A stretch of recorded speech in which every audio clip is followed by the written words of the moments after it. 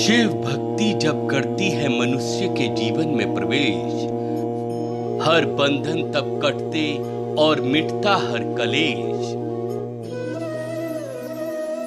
क्या कहती हैं आपकी राशियां, कैसी है ग्रहों की चाल, रत्न क्या असर दिखाते हैं, क्या रेखाओं से भी भाग्य बदल जाते हैं। जब वास्तु दोष मुसीबत बन जाए, अंकों का खेल समझ में ना आए, ऐसे ही प्रश्नों के उत्तर जानने के लिए जुड़िए हमारे साथ। देखना ना भूले हमारा विशेष कार्यक्रम कष्ट मुक्ति प्रभु भक्ति आचार्य शशिकांत वशिष्ठ जी के साथ रात्रि 8 बजे और पुनः प्रसारण प्रातः 7 बजे सिर्फ YouTube चैनल पर। आप और हम परम सौभाग्यशाली हैं। मेरे परम शिष्य प्राधिकारी शिव महापुराण के साथ साथ ज्योतिष और वास्तु के परम विद्वान आचार्य शशिकांत वशिष्ठ जी की मुखार बिंदु से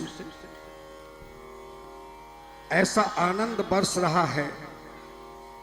नमस्कार, स्वागत है आपका हमारे विशेष कार्यक्रम कष्ट मुक्ति प्रभु भक्ति में। और मैं नीरज सिंह राघव अपने आचार्य जी के साथ आपके सम्मुख आया हूँ आपके कष्टों को दूर करने के लिए।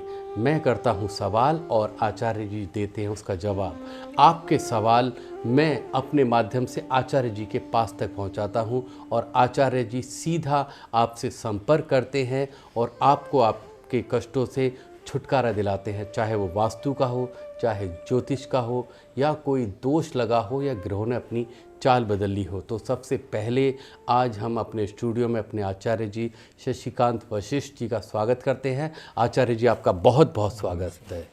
तो आचार्य जी, आज हम जो बात करने जा रहे हैं वो है वास्तु के ऊपर। और वास्तु में जो मनुष्य है सबसे पहले अपना एक घर बनाना चाहता है, घर बसाना चाहता है और वहीं पर वो अपनी पूरी जो दुनिया है उसको सजा लेता है।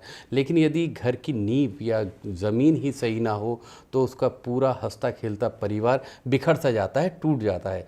तो मनुष्य को जो प्लॉट खरीदता है, प्लॉट खरीदते समय उसको किन किन बातों का ध्यान रखना चाहिए, उसकी दिशा क्या होनी चाहिए, क्या दिशा भी कई तरह की होती हैं, ये आपसे हम जानना चाहेंगे। वास्तु शास्त्र की अगर हम बात करें तो हमारे जीवन में वास्तु का बहुत ही महत्वपूर्ण योगदान है। वास्तु शब्द का यदि हम अर्थ करें जी, तो वास्तु वस धातु से मिलकर बना है। वस धातु का अर्थ है निवास करना, रहना, वास करना जी। और तय का अर्थ है तत्व, अर्थात हमारे 5 प्रकार के तत्व हैं। उन तत्वों के अनुसार जब हम निवास करते हैं, रहते हैं, तो उस प्रक्रिया को हम वास्तु कहते हैं। अब हम बात करें दिशाओं की जी। आपने तो केवल इतना ही सुना होगा कि पूर्व, पश्चिम, उत्तर, दक्षिण, केवल ये 4 दिशाएं होती हैं जी आचार्य जी। लेकिन मुख्य रूप से दिशाएं 10 होती हैं। वास्तु में 8 दिशाओं के साथ साथ मध्य भाग को लिया गया है। जैसा कि हम आज वास्तु की चर्चा में प्रवेश करने जा रहे हैं, सबसे पहले आपको इस वास्तु शब्द का अर्थ समझना होगा। वस का अर्थ है रहना, निवास करना, और तय का अर्थ है हमारे तत्व। हमारे ब्रह्मांड में, इस सृष्टि में 5 प्रकार के तत्व हैं। पृथ्वी, आकाश, जल, अग्नि और वायु। इन्हीं 5 प्रकार के तत्वों से ये संसार बना है और इन्हीं 5 तत्वों से हमारा ये मानव शरीर बना है। अर्थात उन 5 तत्वों के अनुसार, उनके गुण धर्म के अनुसार जो हम निवास करने के लिए अपना घर बनाते हैं, उस प्रक्रिया का नाम है वास्तु शास्त्र। और इस वास्तु शास्त्र में 10 दिशाओं में से, क्योंकि हमारी मुख्य 10 दिशाएं हैं, उन 10 दिशाओं से मुख्य रूप से 8 दिशाओं को लिया गया है और मध्य भाग को लिया गया है।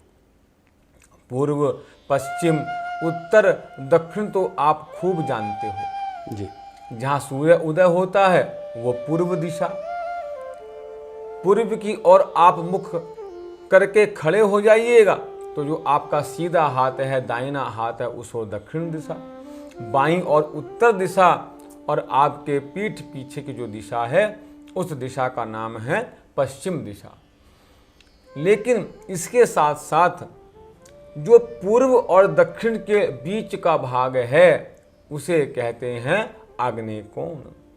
जो दक्षिण और पश्चिम के बीच का भाग है, जो कोण है, उस कोण का नाम है, उस दिशा का नाम है नैऋत्य दिशा। जो पश्चिम और उत्तर के बीच में जो कोना है, जो दिशा है, उस दिशा का नाम है वायव्य दिशा। और उत्तर और पूर्व के बीच का जो कोण है, जो दिशा है, उस दिशा का नाम है ईशान दिशा। और जो हमारा मध्य भाग है उसका नाम है ब्रह्म स्थान। जी आचार्य जी, तो आपने ये बताया कि दिशाएं, वैसे तो मैंने 4 ही सुनी थी, लेकिन आज मुझे पता चला कि दिशाएं और भी होती हैं। जी। आपने वो बताया, तो इनके कोई स्वामी भी होते हैं आचार्य जी? जी। एक बात आपको मैं और बता दूं, ज्योतिष और वास्तु एक दूसरे के पूरक हैं। बिना ज्योतिष के वास्तु नहीं हो सकता और बिना वास्तु के ज्योतिष नहीं हो सकता। आइए आपको हम जानकारी देते हैं कि कौन सी दिशा का कौन सा ग्रह स्वामी है। सबसे पहले हम पूर्व दिशा की बात करेंगे। पूर्व दिशा का स्वामी सूर्य ग्रह है। आग्नेय दिशा का स्वामी शुक्र ग्रह है। दक्षिण दिशा का स्वामी मंगल ग्रह है। नैऋत्य दिशा का स्वामी राहु है। पश्चिम दिशा का स्वामी शनि है। वायव्य दिशा का स्वामी चंद्रमा है और उत्तर दिशा का स्वामी बुध है और ईशान दिशा का स्वामी गुरु हैं, बृहस्पति देव हैं। और जो मध्य भाग है जिसको हम ब्रह्म स्थान बोलते हैं उसका स्वामी केतु है। तो आचार्य जी ने आपको बताया कि दिशाएं कितनी होती हैं और उनके स्वामी कौन से हैं। तो आचार्य जी, अब हम ये तो होगी दिशा और उनके जो भी स्वामी हैं उनकी बात। अब बात आती है प्लॉट खरीदने की। खरीदने से पहले इंसान प्लॉट को देखता है, तो प्लॉट किस तरह का इंसान को लेना चाहिए? बहुत सी बार होता है कि आगे का हिस्सा चौड़ा होता है, पीछे वो सकरा हो जाता है। बहुत सी बार आगे का सकरा होता है, पीछे चौड़ा हो जाता है, या चौमुखी। तो इसमें से कौन से प्लॉट हैं जो उन्हें फ़ायदा पहुंचा सकते हैं और कौन से उन्हें नहीं लेने चाहिए? जी, जब भी आप घर बनाने के लिए प्लाट खरीदें जी, तो यदि उसका जो खुला भाग है, अर्थात जो सड़क है, रास्ता है, यदि पूर्व की ओर है और पूर्व के साथ साथ यदि उत्तर दिशा में भी है तो ये सबसे सर्वश्रेष्ठ प्लाट होता है। यदि आपको पूर्व उत्तर भी आपको खुला ना मिल पाए, पूर्व उत्तर में भी रास्ता ना हो, तो कम से कम पूर्व दिशा में खुला भाग हो, रास्ता हो, सड़क हो, ऐसा प्लाट अति उत्तम होता है। और जब भी आप प्लाट लें तो सर्वश्रेष्ठ जो प्लाट है वो चकोर होता है जी, कि उसकी चारों जो नाप हैं चारों ओर की वो बराबर हों। अगर आपको चकोर प्लाट भी ना मिल पाए तो आप आयताकार, लेकिन एक बात का ध्यान रखना, जितने आपकी प्लाट की चौड़ाई है, जो फ्रंट है, जो चौड़ाई है और जो लंबाई है, गहराई है, वो दुगनी या ढाई गुनी तक तो हो सकती है, लेकिन भूल कर भी लंबाई और चौड़ाई के अनुपात में कभी भी दुगने से ज़्यादा फर्क नहीं होना चाहिए। वही अति उत्तम शुभ प्लाट होता है। तो आचार्य जी ने आपको बताया कि आप जो भी प्लॉट खरीदें उसका आकार कैसा होना चाहिए जो आपको फ़ायदा दे। अब आचार्य जी, ये तो हुआ कि उसने अपना प्लॉट पूरा देख लिया। जी। प्लॉट देखने के बाद यदि वो उसको ख़रीदना चाहे तो जो भूमि है, जो प्लॉट है, वो उसके लिए फ़ायदेमंद है या नहीं, वो भूमि परीक्षण करके किस तरीके से पता किया जा सकता है? उससे पहले मैं आपको एक बात बता दूं। जी, यदि आपके प्लाट का कोई कोना बढ़ा हुआ है या कोई कोना कटा हुआ है, उसका भी वास्तु में बहुत ही विशेष प्रभाव है। जी मैं बताना चाहूँगा राघव जी, जी इस कार्यक्रम के दौरान यदि आपके प्लाट का ईशान दिशा अर्थात पूर्व और उत्तर का कोना यदि बढ़ा हुआ है तो ऐसा प्लाट सर्वश्रेष्ठ प्लाट होता है। लेकिन यदि आपकी ईशान दिशा कम हो जाए, कट जाए, अर्थात पूर्व और उत्तर के बीच का कोना हल्का सा कटा हो, तो ऐसा प्लाट अच्छा नहीं होता, क्योंकि ईशान दिशा बृहस्पति देव की दिशा है। इसी के साथ साथ यदि आग्नेय कोण, पूर्व और दक्षिण का जो कोना है, अगर वो बढ़ा हुआ है तो वो बड़ा ही कष्टकारी होता है, हर काम में अड़चन पैदा करता है, वहाँ निवास करने वाले को असफलता का मुंह देखना पड़ता है। और इसी के साथ साथ यदि आग्नेय कोण, पूर्व और दक्षिण का कोना यदि कटा हुआ है तो वह भी शुभ होता है, अशुभ नहीं होता। चौथा कोण है नैऋत्य कोण। नैऋत्य दिशा का बढ़ना भी अशुभ होता है और नैऋत्य दिशा का कम होना भी, कटना भी अशुभ होता है, दोनों ही अशुभ होते हैं। इसी प्रकार वायव्य दिशा का मैंने आपको बताया, उत्तर और पश्चिम के बीच का कोना अगर बढ़ा हुआ है तब भी वो अशुभ है और कटा हुआ है तब भी वो अशुभ है। अब हम बात करेंगे भूमि परीक्षण की। जी सबसे पहले आप उस प्लाट की मिट्टी को उठाकर देखिएगा कि उस मिट्टी में किस प्रकार की सुगंध आ रही है। अगर आपको सौंधी अच्छी सुगंध आ रही है तो समझ लेना कि वो प्लाट आपका पॉजिटिव एनर्जी से भरा हुआ है। एक उपाय और है भूमि परीक्षण करने का। जो भी आप प्लाट लें, उस प्लाट की उत्तर दिशा में आप 1 हाथ गहरा वहाँ गड्ढा खोदें, 1 हाथ गहरा और 1 हाथ चौड़ा आप गड्ढा खोदें। गड्ढे को खोदने के बाद आप मिट्टी बाहर निकालेंगे जी। और गड्ढा खोदने के बाद आप दोबारा वो जो मिट्टी है उसको आप दोबारा भरिए। अगर भरने के बाद मिट्टी शेष बच जाती है, समझ लेना कि ये प्लाट आपके जीवन में वृद्धि करने वाला है, आपको भगवान शिव की कृपा प्राप्त कराने वाला है और वो प्लाट बहुत ही शुभ प्लाट होता है। यदि गड्ढा भरने के बाद बिल्कुल भी मिट्टी ना बचे तो समझ लेना फिर वो प्लाट इतना बढ़िया प्लाट नहीं है, उसमें कहीं ना कहीं अशुभता अवश्य ही है। तो आचार्य जी ने आपको बताया कि आप किस तरीके से अपनी भूमि का परीक्षण कर सकते हैं, और भी भूमि को लेकर बातें जो आचार्य जी आपको बताएंगे। लेकिन फिलहाल यहाँ हो चला है वक्त एक छोटे से ब्रेक का। हम मिलते हैं ब्रेक के बाद। हर मनुष्य के जीवन में समस्याएं अक्सर आती हैं। उन समस्याओं के निवारण के लिए मनुष्य तंत्र मंत्र विद्या, झाड़ फूंक तरह तरह की विधियों को अपनाता है। ऐसे में इंसान कभी कभी ठगी का भी शिकार हो जाता है और उसकी समस्या का निवारण भी नहीं हो पाता। क्या ऐसे मनुष्यों की समस्याओं का निवारण है कहीं? जी हां, बिल्कुल है। एक विश्वसनीय और सच्चे गुरु के पास आचार्य शशिकांत वशिष्ठ जी करेंगे आपकी हर समस्या का समाधान ज्योतिष वास्तु अनुष्ठान के माध्यम से, जिससे आपके जीवन की हर कठिनाइयां होंगी दूर। ज्योतिष वास्तु परामर्श के साथ पूजा अनुष्ठान में प्रयोग आने वाली पूजा से संबंधित सामग्री जैसे गाय के गोबर द्वारा निर्मित संभ्राणी कप, हर्बल धूप, रुद्राक्ष माला, शंख, शालिग्राम इत्यादि सामान आप ऑनलाइन घर बैठे भी हमारी वेबसाइट www.swasthvikAstroguru.org पर जाकर प्राप्त कर सकते हैं। ब्रेक के बाद एक बार फिर स्वागत है आपका हमारे विशेष कार्यक्रम में। ब्रेक पर जाने से पहले आचार्य जी ने आपको बताया दिशाओं के बारे में, और उसके बाद जो प्लॉट आप खरीदने जा रहे हैं उसकी पहचान आप किस तरीके से करें कि वो आपके लिए फ़ायदेमंद है या आपको नुकसान पहुंचा सकता है। आचार्य जी, जब हम ज़मीन की बात कर रहे हैं तो हमारे पास एक सवाल आया हुआ था, वो भी ज़मीन को ही लेकर गुजरात से आया था। वो शालिनी जी हैं। शालिनी जी ये जानना चाहती हैं कि वो अभी एक नया प्लॉट लेने जा रही हैं, तो प्लॉट वो अपने नाम पर लें या अपने पति के नाम पर लें जिससे वो उनको फ़ायदा पहुँचाए, या बच्चों के नाम पर?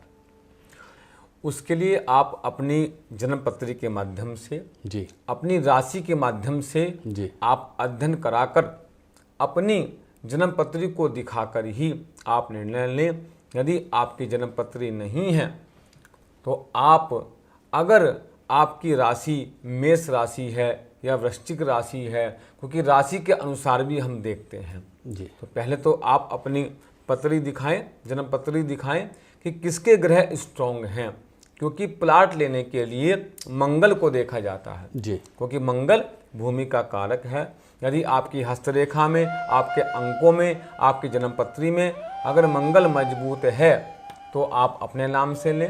यदि आपका मंगल स्ट्रॉन्ग नहीं है तो आप अपने पति के नाम से या बच्चों के नाम से भी आप हमारे संस्थान से संपर्क कर आप पूछ सकते हैं, पता कर सकते हैं। तो शालिनी जी, आपको आपके सवाल का जवाब मिल गया। वो यदि और भी दर्शक कोई प्लॉट लेने जा रहे हैं या कोई मकान खरीदने जा रहे हैं तो वो आचार्य जी से संपर्क कर सकता है और ये जान सकता है कि वो मकान या प्लॉट उनके लिए फ़ायदेमंद है या नहीं। उसके लिए सिर्फ आपको करना इतना है कि हमारी स्क्रीन पर जो नंबर चल रहा है उस पर आपको फ़ोन करना है और फ़ोन करके आचार्य जी से संपर्क साधना है। जी आचार्य जी, ये तो हमने भूमि का परीक्षण पूरा कर लिया कि भूमि की जानकारी हो गई। अब वो प्लॉट उनके लिए फ़ायदेमंद है, उनको फ़ायदा दे रहा है। तो हमने देखा है कि जब नीम का पूजन होता है या नीम खुदाई का कार्यक्रम शुरू होता है, उससे पहले कुछ लोग कछुआ हुआ, सर्प हुआ चांदी का, या खैर की जो लकड़ी होती है उसको ज़मीन के नीचे गाड़ देते हैं प्लॉट में सबसे पहले। तो इसकी क्या वजह है, ये जानना चाहिए। देखो, मकान बनाने से पहले जी, सबसे पहले हम नींव का पूजन करते हैं, क्योंकि हम मकान की पहली ईंट रखने जा रहे हैं तो उस परमात्मा को याद करते हुए सही मुहूर्त में हम नींव का पूजन करते हैं। नींव का पूजन करने के लिए हम देवी देवताओं का आह्वान करते हैं। 5-7 ईंटें पूजा करके रोली कलावा बांधकर हम वो 5 ईंटें किसी भी अपने बुजुर्गों के द्वारा, संत के द्वारा, ब्राह्मणों के द्वारा हम रखवाते हैं जी, जैसा कि आपने बताया कछुए के बारे में। जी, क्योंकि ये पूरी सृष्टि जब भगवान विष्णु ने कच्छप अवतार लिया तो ये पूरी सृष्टि कछुए के ऊपर विराजमान है और कच्छप अवतार भगवान विष्णु ने लिया। विष्णु की कृपा प्राप्त करने के लिए हम वो कछुआ रखते हैं। बात करें अगर खैर की लकड़ी की, क्योंकि खैर की लकड़ी, क्योंकि हमारे यहाँ ग्रहों के अलग अलग वृक्ष भी होते हैं जी, जैसे सूर्य के लिए मदार आदि, इसी प्रकार मंगल के लिए खैर की लकड़ी को बताया गया है। मंगल, जिसको हम भौम भी कहते हैं, वो हमारे प्लाट का स्वामी है। भूमि के लिए मंगल को देखा जाता है। मंगल भूमि पुत्र भी बताया जाता है, क्योंकि मंगल को हम भौम भी बोलते हैं। तो इस प्रकार इसलिए हम वो खैर की लकड़ी रखते हैं कि हमारा मंगल शुभ हो और इस प्लाट में जब हम मकान बनाएं तो जीवन में मंगल ही मंगल हो। जी। तो आचार्य जी ने बताया कि आपके मकान बनने के बाद आपका मंगल ही मंगल हो, तो आपको नीम का जो पूजन होता है उस समय क्या करना चाहिए। अब आचार्य जी, ये तो नीम का पूजन हो गया और जो नीम की खुदाई की बात चालू हो गई। अब बात आती है नक्शे की। नक्शे में जो मुख्य द्वार होता है वो किस दिशा में होना चाहिए? मुख्य द्वार की आपने बात की है, क्योंकि मुख्य द्वार का अर्थ है मेन गेट, जी, जहाँ से हम पहली बार अपने मकान में प्रवेश करें वही हमारा मुख्य द्वार होता है।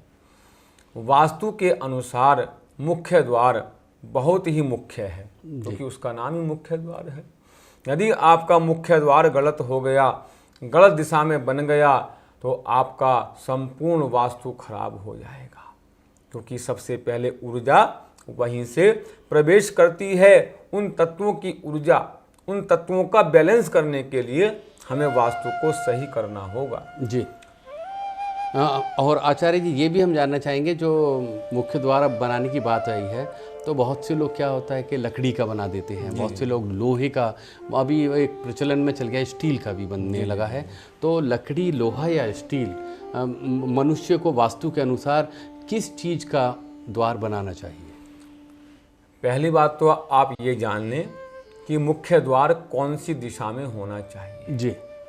मुख्य द्वार हमेशा पूर्व दिशा में, ईशान दिशा में, उत्तर दिशा में या फिर अंतिम में आप पश्चिम दिशा में भी मुख्य द्वार बना सकते हैं, लेकिन सर्वश्रेष्ठ जो मुख्य द्वार है वो पूर्व, ईशान और उत्तर का है। इन तीनों दिशाओं से ही पॉजिटिव एनर्जी का प्रवेश होता है, सूर्य की किरणों का प्रवेश होता है। इसलिए मुख्य द्वार हमेशा पूर्व, ईशान, उत्तर में बनाने का प्रयास करें। यदि पूर्व, ईशान, उत्तर में ना बन पाए तो आप पश्चिम दिशा में बना सकते हैं, लेकिन भूल कर भी दक्षिण दिशा में मुख्य द्वार नहीं बनाना चाहिए, क्योंकि दक्षिण दिशा वो यम की दिशा है, नाना प्रकार के कष्टों को देने वाली ये दिशा है, नाना प्रकार की अड़चन, घटनाएं को देने वाला है। इसलिए भूल कर भी दक्षिण दिशा में मुख्य द्वार नहीं बनाना चाहिए। तो दक्षिण द्वार का आचार्य जी ने बताया कि वहाँ पर जो मुख्य द्वार है वो आपको नहीं बनाना चाहिए। अब आचार्य जी बात आती है कि किस धातु का जी जी जी मुख्य द्वार होना चाहिए। मैं बताना चाहूँगा, सबसे शुभ तो लकड़ी का ही, वुड का, लकड़ी का द्वार सबसे अति उत्तम होता है। यदि आप पूर्व दिशा में, ईशान दिशा में, उत्तर दिशा में मुख्य द्वार बनाते हैं तो हमेशा आप लकड़ी का ही, वुड का ही मुख्य द्वार बनाएं। लेकिन आजकल मैं देखता हूँ मुख्य द्वार का जो दरवाज़ा है वो बिल्कुल एक पीस में बनता है जी। या तो ऐसे खोलने वाला बनता है या पूरा एक ही पीस होता है। याद रखें, जब भी आप मुख्य द्वार बनाएं तो 2 पल्ले वाला होना चाहिए, उसके 2 भाग हो और वो बीच से खुले। इस तरह का आप इसमें 2 दरवाजे हों, अर्थात जो उसका मुख्य गेट का जो चौखट पे हम दरवाज़ा लगाएं वो 2 पीस में हो। जी आचार्य, आपने बताया कि मुख्य द्वार 2 पीस में होना चाहिए, और हमने भी देखा है कि ज़्यादातर लोग 1 पीस का या शटर वाला मुख्य द्वार बनाते हैं, और जिनके 2 पीस के द्वार हैं उनका 1 पीस छोटा होता है, 1 बड़ा। क्या ये भी वास्तु पे कोई असर डालता है? बिल्कुल डालता है जी। दोनों पल्ले आपके 2 पल्ले वाला दरवाज़ा हो, दोनों पल्ले एक समान हो, और संभव हो सके तो आप उसमें सुंदर पीतल का आप उसमें हैंडल भी लगा सकते हैं। जी जी, पीतल का हैंडल लगाकर आप उसको सुंदर तो बनाएंगे, साथ ही साथ उसका वास्तु भी है वो बढ़िया करेंगे। हमने देखा आचार्य जी, जिनके बड़े घर होते हैं, हवेलियां होती हैं, वो उनका जो मुख्य द्वार होता है उसी में वो एक छोटा सा द्वार और बना देते हैं, जिसमें से उनका आना जाना वो प्रवेश लगा रहता है। क्या ये छोटा द्वार उसमें होना उचित है या वो भी कहीं नुकसान पहुंचाता है? यदि आपका मुख्य द्वार जी, जो आपके कमरे के, रसोई के और जो अन्य द्वार हैं, उपद्वार हैं, यदि उनसे बड़ा है तो वो बहुत ही शुभ होता है। जो आपने बात की हवेली की, तो हवेली में तो बहुत ही ऊंचे ऊंचे दरवाजे होते हैं, इसलिए उसमें अलग से दरवाजा निकालने में कोई दोष नहीं है। ठीक है आचार्य जी, ये तो आगे मुख्य द्वार की आपकी बात हो गई, लेकिन पुराने समय में हम देखा करते थे, और पुरानी जो पिक्चरों के जरिए हमें पता चला एक दहलीज होती थी, जिसको इंसान कहते थे आप दहलीज को पार नहीं कर सकते, और दहलीज को पार किया तो समझो हम मर गए आपके लिए, तो इस तरह का कहते थे। वो दहलीज आजकल देखने को नहीं मिल रही हैं, तो वो दहलीज की क्या कहानी है, उससे क्या वास्तु बनता था, इसके बारे में आप प्रकाश डालिए। देखिए, यही तो कारण है जी, हम आज पाश्चात्य पद्धति की ओर अग्रसर हो रहे हैं। जी, याद रखना, घर का मुख्य द्वार की बात यहाँ चल रही है। मैंने बताया घर का मुख्य द्वार कैसा होना चाहिए। एक बात याद रखना, यदि आपके मकान के मुख्य द्वार पर दहलीज नहीं है तो वहाँ पर कभी भी लक्ष्मी का स्थिर निवास नहीं हो सकता। यही कारण है पहले के समय में दहलीज होती थी, जो चौखट बनती थी उसमें नीचे दहलीज भी होती थी जी। उसके कारण लक्ष्मी स्थिर रहती थी, घर में संस्कार और संस्कृति का प्रवेश होता था। आज वो रिवाज खत्म हो चुका है।